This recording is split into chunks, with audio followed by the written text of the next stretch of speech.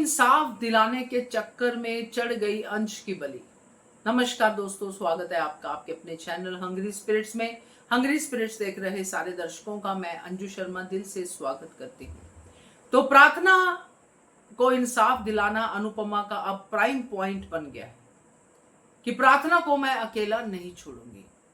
अब अंश भी प्रार्थना का साथ तो दे रहा है, मगर अंश ने यह बात क्लियर कर दी है कि ऐसा कोई चक्कर नहीं है, फिर भी इंसाफ तो दिलाना है। तो आज जो सीन हमने देखा बहुत बुरा लगा, अंश को देख के, इतनी पिटाई होती हुई देख के बहुत बुरा लगा, क्योंकि ये बलि चढ़ना ही है। अब कितनी देर के बाद रिकवरी है, क्या है, वो सब तो अलग बातें हैं। तो बात करते हैं इसके ऊपर। पहले वही निवेदन, जिन्होंने अभी तक चैनल को सब्सक्राइब नहीं किया है कर लीजिए, साथ में दोस्तों बेल आइकॉन दबाइएगा ताकि आपको हमारे वीडियोस के नोटिफिकेशन मिलते रहे।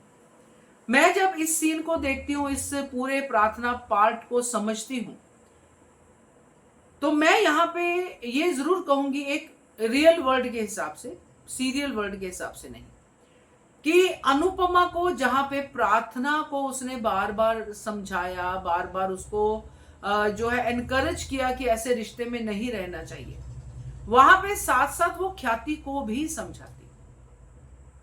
अनुपमा के पास ना तो पावर है ना पैसा है, अगर है तो खुद अनुपमा, मगर यहां पे खुद अनुपमा भी नहीं है, अंश भी इसमें पिसा। अंश यंग ब्लड है, दोस्ती है, कंसर्न है, सब ठीक है। यहां अनुपमा को समझदारी से काम लेना चाहिए था। क्या होता है ना कि जब किसी से पंगा लो तो उसके रिसोर्सेज को भी समझो। गौतम ने जब पहली बार अंश के ऊपर उंगली उठाई थी कि अंश का और प्रार्थना का चक्कर है, तभी से अनुपमा को अंश को भी बता देना चाहिए था और प्रार्थना को भी कि भाई ये बात बढ़ सकती है। बड़ों का यही फर्ज होता है, बड़े आगे तक देख पाते हैं, मगर ऐसा कोई सीन हमने नहीं देखा।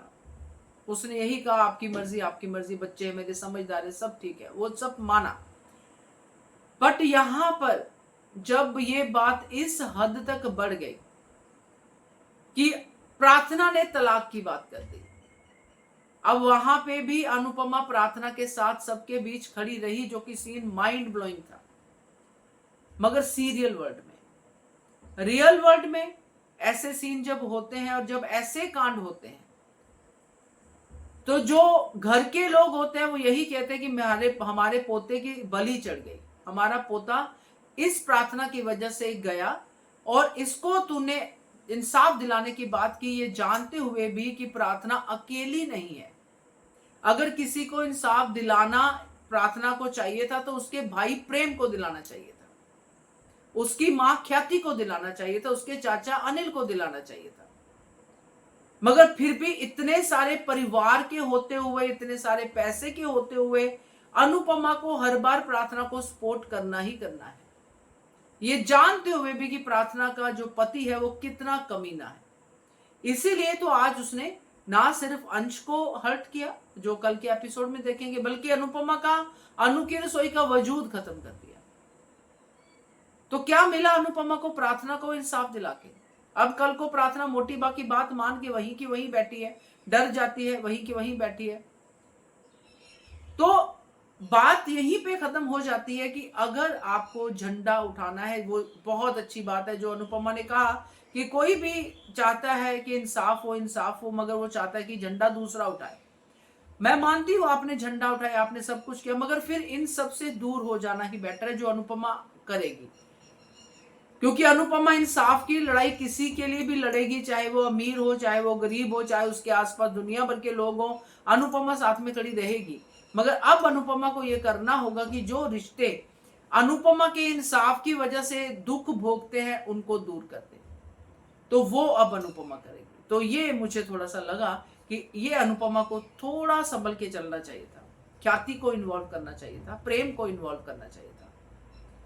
प्रार्थना को इंसाफ दिलाने के लिए, अगर प्रार्थना को तलाक के लिए वो इनकरेज कर रही है, तो इसके लिए भी इनकरेज करना था कि तेरा भाई तेरे साथ होना चाहिए यहाँ पे, मैं नहीं, क्योंकि मेरी बात उल्टी पड़ेगी। मैं बोलूंगी तो बात उल्टी पड़ जाएगी कि मैं उकसा रही हूं, तेरा पति सही है, मैं गलत हूं और तू भी गलत है। अगर तेरा भाई तेरे साथ यहाँ पे तलाक में खड़ा होगा, क्योंकि भाई खड़ा हो तो बात की वैल्यू भी बढ़ जाती है, मगर ऐसा नहीं किया। ड्रामा क्रिएट किया, अच्छा किया, मगर रियलिटी वर्ल्ड में ये ड्रामा ऐसे नहीं होता है। क्या कहते हो आप इसके बारे में? कमेंट कीजिएगा। देखते रहिए चैनल हंग्री स्पिरिट्स।